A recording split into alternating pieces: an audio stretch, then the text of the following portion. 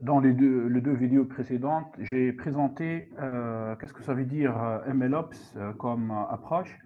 Puis, j'ai présenté rapidement MLflow. En fait, je vais revenir sur cette plateforme en détail dans d'autres vidéos. Et puis, j'ai présenté rapidement le modèle mathématique utilisé, c'est-à-dire ElasticNet. Après, j'ai commencé en fait à implémenter à l'aide du module Escalirn l'algorithme qui permet de réaliser en fait l'analyse prédictive. Bien évidemment, avec en fait une approche classique. Et je vous ai parlé, c'est-à-dire des difficultés, c'est-à-dire liées au tracking des différents hyperparamètres des expériences. C'est-à-dire, imaginez que si au lieu de travailler avec ElasticNet, on va travailler avec Random Forest, avec XGBoost, avec LightGBM, et chaque fois on va changer des paramètres dans ces algorithmes, donc on finira par forcément par parfois en fait des dizaines des fichiers Jupyter Notebook, et au bout de 2 semaines, le projet devient ingérable et on n'arrive pas vraiment à savoir quel est le meilleur modèle avec quels paramètres. Donc aujourd'hui, qu'est-ce qu'on va faire? En fait, je vais utiliser en fait le même code que j'ai implémenté dans la deuxième vidéo. Et, et dans ce code, je vais intégrer quelques lignes MLflow et je vais vous montrer comment ça va permettre de faire le tracking, enfin la suivi de manière plus optimisée. Alors, je vais commencer en fait par créer un fichier Jupyter Notebook. Donc, je vais l'appeler tout d'abord. Laissez-moi appeler ce fichier ElasticNet, MLflow Implementation. Bon, je vais créer quelques cellules. Bon, je viens ici, je change cette cellule vers Markdown, j'écris vers un MLOps, car en fait, MLOps, c'est plus compliqué que ça. Mais MLflow donne quand même en fait quelques éléments de réponse vers un MLOps avec MLflow. Voilà.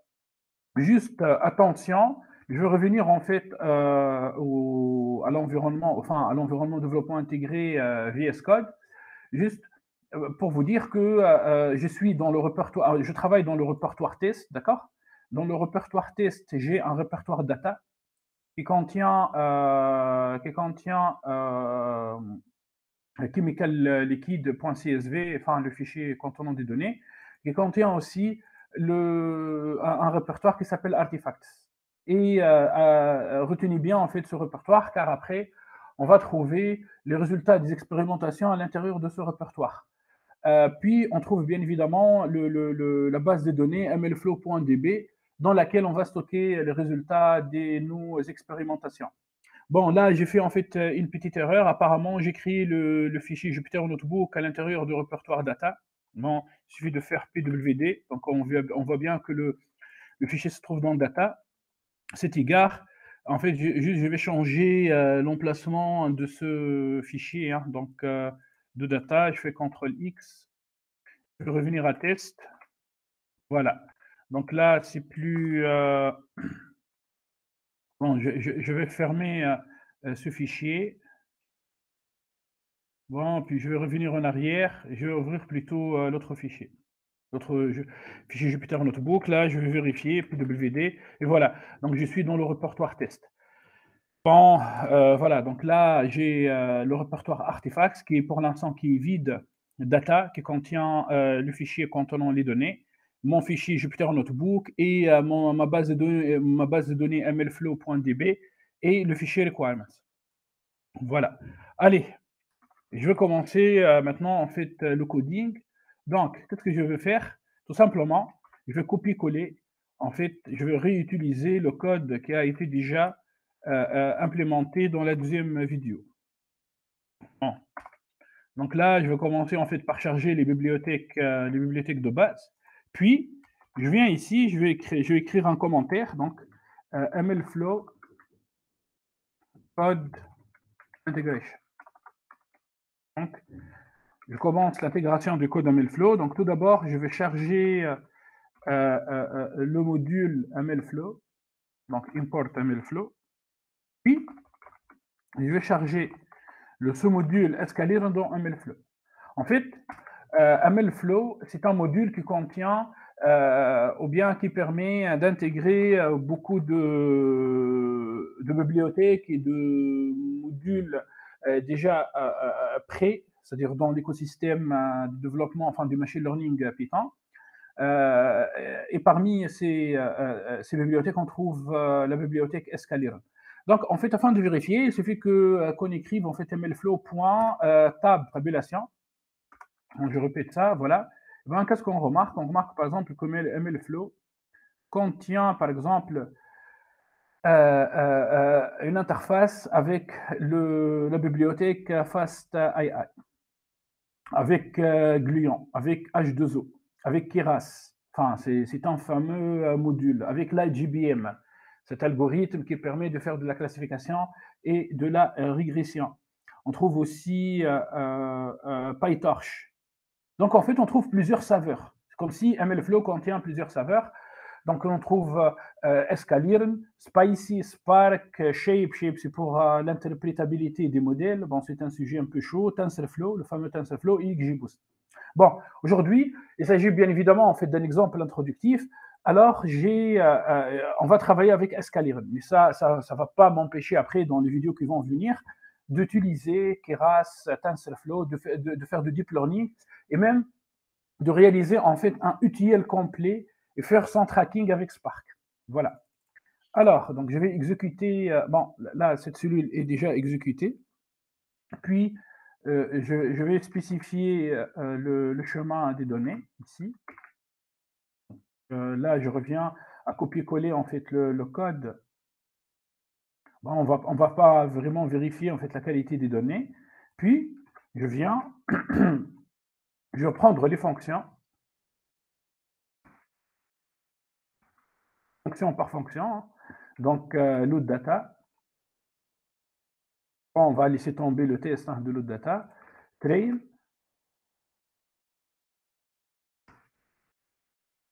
Et la fonction evaluation matrix. OK. Maintenant, en fait, en dessous de cette cellule, en fait, je vais ajouter avec escape B 2 ou 3 cellules. Et dans ces cellules, je vais connecter, c'est-à-dire mon code qui se trouve ici dans le fichier Jupyter Notebook, avec les serveurs avec l'engin de MLflow. Quand je parle de l'engin, eh ben, je parle en fait de cette interface. C'est-à-dire le but ici est de connecter le code dans le fichier Jupyter Notebook avec cet engin. Alors, donc, Remote Server UI, je viens ici, je vais copier le lien, je mets ça entre double guillemets, je fais ça, voilà. Donc, je lui spécifie le lien enfin, je lui spécifie cette adresse. Puis, je demande à MLflow d'enregistrer ce URL. Donc, remote server. Bon, là, c'est bon. Là, j'ai fait la connexion. On vérifie quand même, est-ce que MLflow va réaliser le tracking selon ce URI, tracking URI, et voilà. Donc, bon, il suffit de cliquer ici, et on va ouvrir en fait une nouvelle interface. Bon, je vais fermer cette interface. Bon, je vais garder en fait juste une seule. OK, donc voilà. Donc, pour l'instant, j'ai ajouté en fait 1, 2, 3, 4, 5, en fait 5 lignes de commande MLflow. Maintenant, je vais, en fait, bon, qu'est-ce qu'on remarque? On remarque que par défaut, là, je peux bien évidemment en fait changer le nom de l'expérience. Hein. Par défaut, le nom, ça s'appelle default. Bon, en fait, on va donner quand même un nom à notre série d'expériences. Alors, j'utilise donc la variable expName pour experience name et j'appelle ça, par exemple, Elastic.NET Experiments. Voilà. Bon, après, peut-être, on peut en fait donner une date, hein. Un label, par exemple, on va dire, en fait, c'est la série d'expérience numéro 1. On peut aussi donner, en fait, une date, par exemple, le 30 01, par exemple, 2021. OK? Bon, bon moi, peut-être, je vais préférer écrire 1 ici, underscore 1. Et en bas, je passe le nom de cette expérience dans MLflow. Bon, ça va prendre un peu de temps.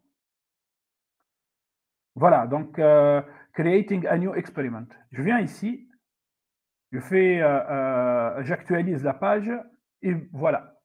Donc on voit bien que MLflow a, c'est-à-dire là, je suis content. Pourquoi? Car j'ai réussi quand même à connecter ce code avec cette interface. Ça c'est de 1, de 2. Maintenant, en fait, j'ai un environnement où je vais enregistrer le résultat de mes RAN, de mes algorithmes. Pour l'instant, c'est vide. Et bien évidemment aussi les modèles enregistrés, enfin, il n'y a pas de modèle enregistré. Donc, cette rubrique aussi, elle est vide. Maintenant, je reviens au code. Et qu'est-ce qu'on va faire?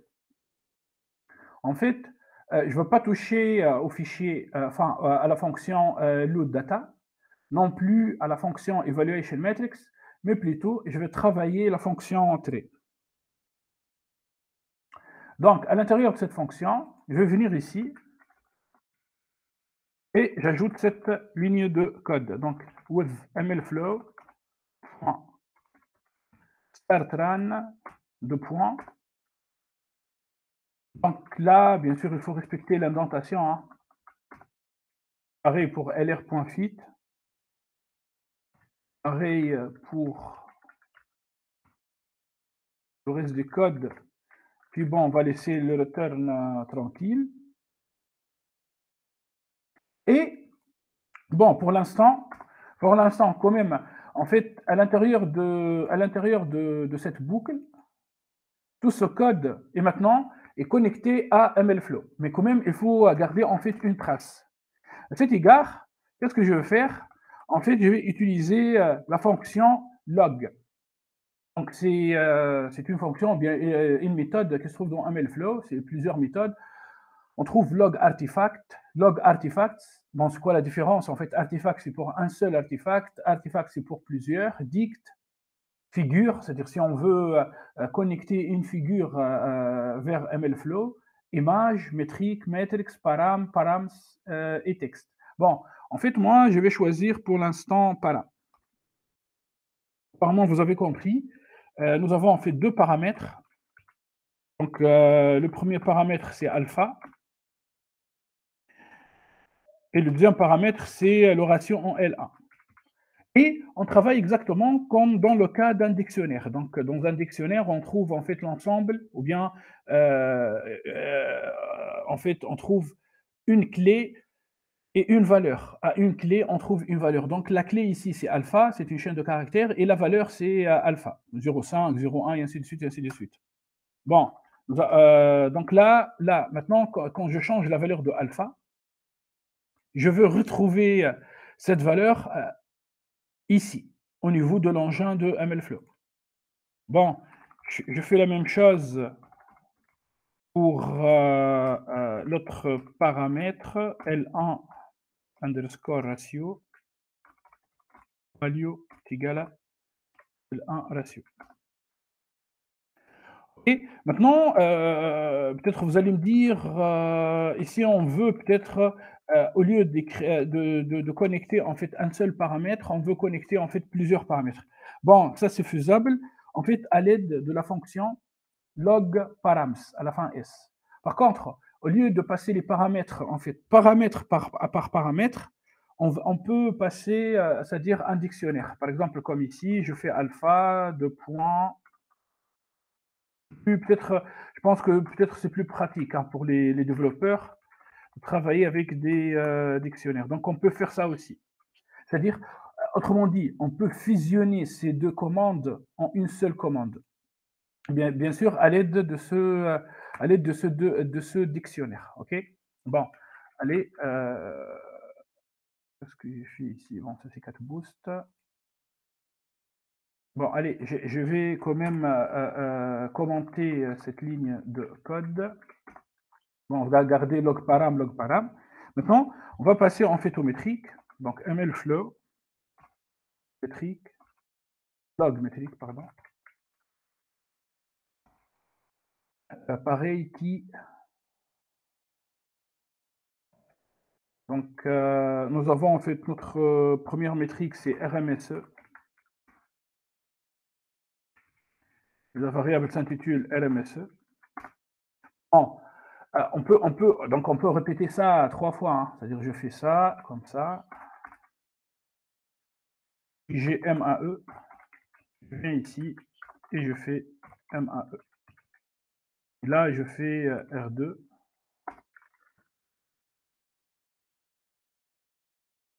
et là, je fais R2. Bon, après, puisque nous avons 3 métriques, eh ben, on peut apparemment, vous avez compris, on peut, fusionner, ces 3 lignes de code, en fait, en appelant metrics et en implémentant, disons, un dictionnaire. Alors, ça va être la première clé, c'est RMSE, 2 points, RMSE, puis MAE, MAE, puis R2, R2. Bon, donc, soit on utilise en fait ces 3 lignes de code, ou bien on utilise, cette ligne. Bon, quand même, en fait, je vais commenter aussi, cette ligne. Voilà, donc là, en fait, nous avons réussi de connecter 2 paramètres, alpha et L1 ratio, et 3 métriques, RMSE, MAE et R2. Bien sûr, allongeant de MLflow. Maintenant, on va passer en fait aux artefacts. Donc, on aimerait bien, garder la trace de ces, c'est-à-dire de l'ensemble de nos entraînements, de nos modèles. À cet égard, je vais travailler avec MLflow log artifact et je lui donne en fait le lien, vers le fichier où on trouve les données.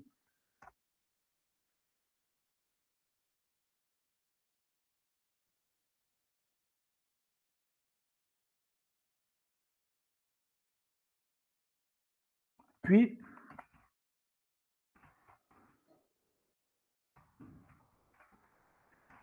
je vais connecter maintenant, le modèle, donc log modèle.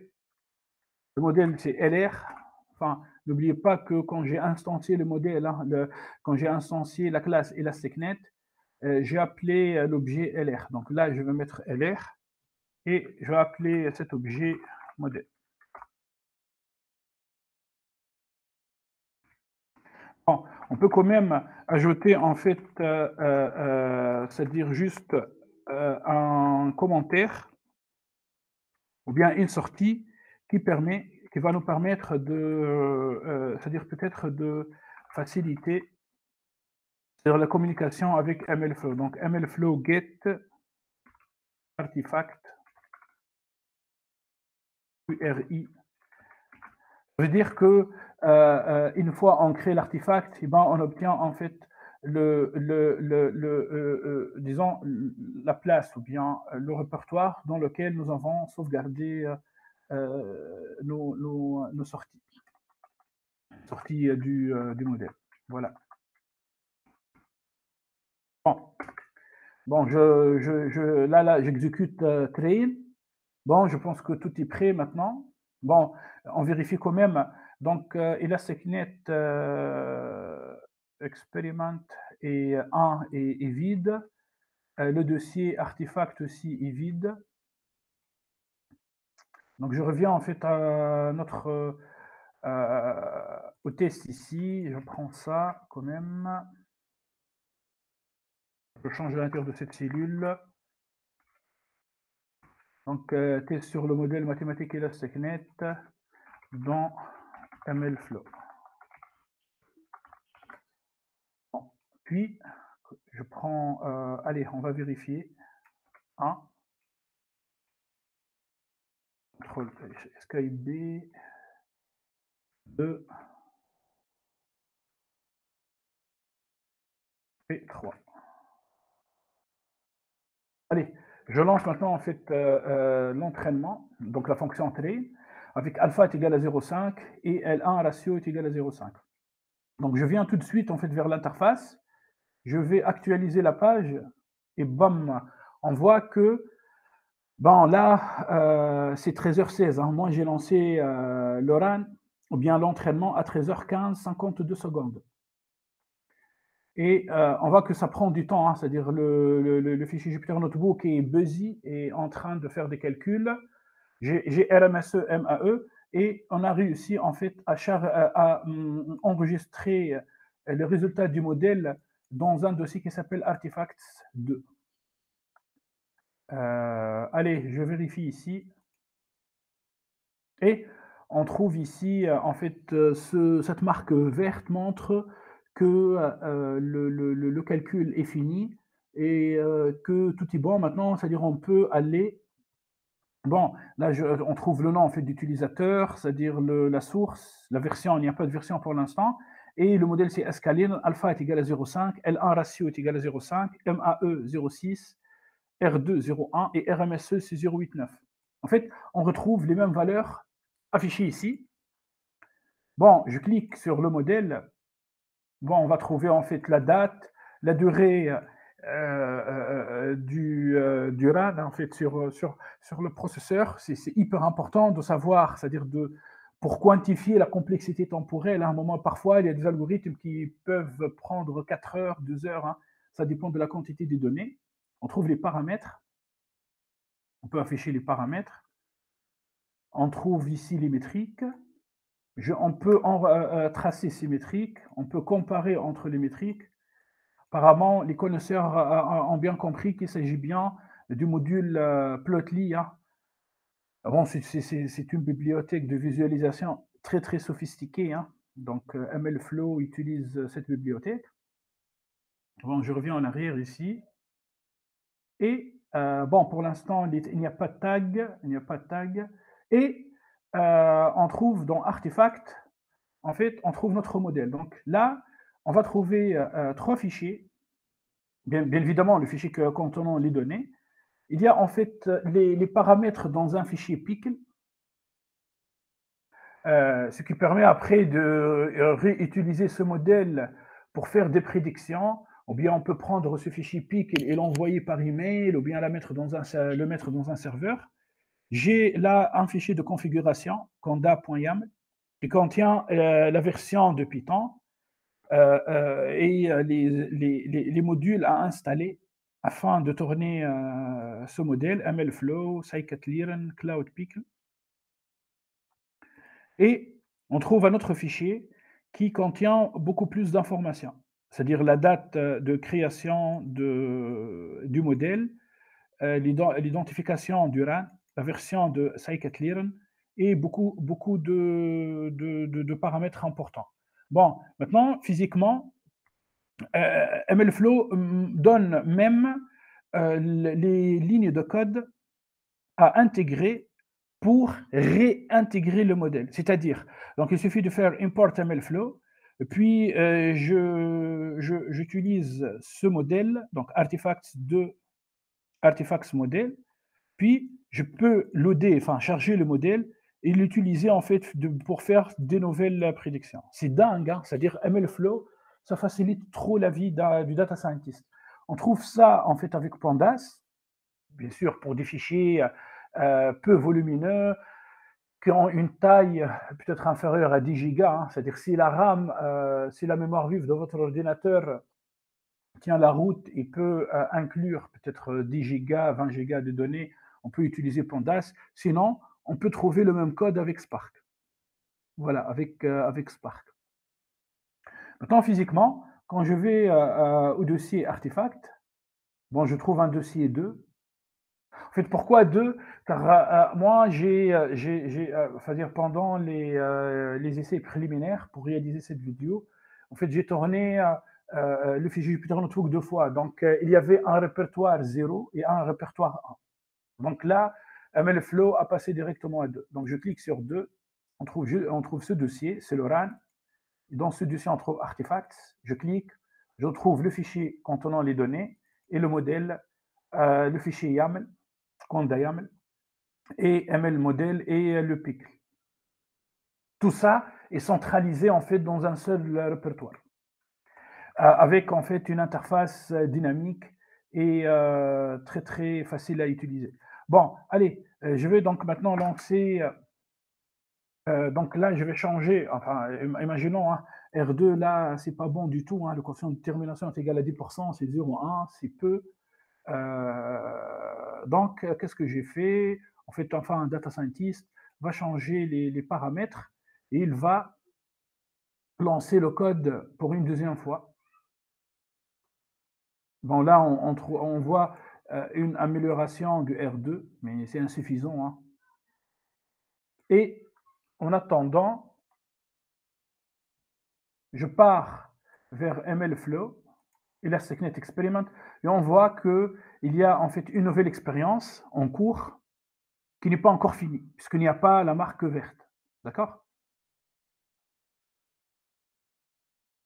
Donc là, c'est bon, j'actualise la page, et voilà. Donc là, je trouve alpha est égal à 0,2 et L1 ratio est égal à 0,2. Bon, je fais la même chose pour le troisième modèle, puis je vais vous montrer une autre fonctionnalité dans MLflow qui permet en fait de comparer entre les modèles réalisés ou bien exécutés. Bon, ça prend un peu de temps. R2 existe en fait une nette amélioration, on passe de 0,17 à 0,18. Je rappelle là, bon, je profite, je rappelle que L1, ratio et alpha, ce sont deux coefficients qui se trouvent, ou bien qui pondèrent la norme L1 et la norme L2. Et le but, c'est de réaliser une régularisation. En fait, parfois les données sont corrompues, il y a des bruits dans les données, le modèle n'est pas très très adapté aux données. À cet égard, qu'est-ce qu'on fait? On essaie en fait de lisser, c'est-à-dire la surface dans l'espace de phase de la fonction objectif en utilisant une technique appelée régularisation. Donc on trouve la régularisation de Tikhonov, la plus connue, il y a la souille aussi. Bon, je reviens ici. J'actualise. Et ben, j'ai maintenant mes trois modèles. Donc, le premier qui a été.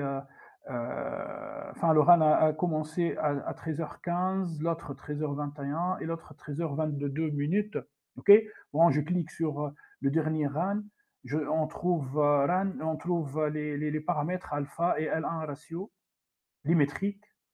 Et pareil, le conda YAML, d'accord, le ML modèle et le fichier Pickle. Maintenant, je reviens en arrière, ok? Qu'est-ce que je vais faire? En fait, je vais sélectionner les trois modèles et je vais comparer. Et voilà. Donc, MLflow permet automatiquement, bon, je répète, quand j'étais un peu rapide, il suffit de sélectionner les trois modèles. Là, je sélectionne les modèles, ou bien les résultats, et je clique ici sur Compare. Donc, je compare et on voit que en fait, on peut, par exemple, afficher, afficher les paramètres hein, des trois modèles, L1 ratio en fonction de alpha. Bon, ça sert à rien, ça. Bon, enfin, voilà, là, je suis en train d'afficher R2, le quotient de termination en fonction de alpha. Hein. Il suffit de cliquer ici. On peut obtenir un counterplot. Ça, c'est peut-être utile après, ça sera utile pour les loss functions en deep learning. Bon, parallel coordinates plot. Et là, on voit l'existence en fait de donc le premier modèle, enfin le premier modèle, le deuxième modèle, le troisième modèle. Et on peut, voilà, donc là, on peut comparer les 3 modèles. On peut comparer le MAE, Mean Absolute Error, des 3 modèles. J'ajoute aussi le coefficient de termination et le RMSE. Voilà, avec des clics. Ça facilite trop la vie, hein. Maintenant, imaginez, là, imaginez, vous allez lancer peut-être XGBoost 30 fois, la HGBM 50 fois, vous allez changer des paramètres. À la fin, MLflow garde quand même la trace de tous ces changements. On peut même en fait filtrer des résultats, ok. Bon là par exemple, je clique ici. Apparemment vous avez compris. En fait c'est un data table. Data table. Donc il suffit de cliquer ici pour faire un tri. Là 05, 02, 01. Là c'est 01, 02, 05. Hein. Bon je clique. Bon je peux aussi faire le tri selon MAE. Je peux faire beaucoup de choses.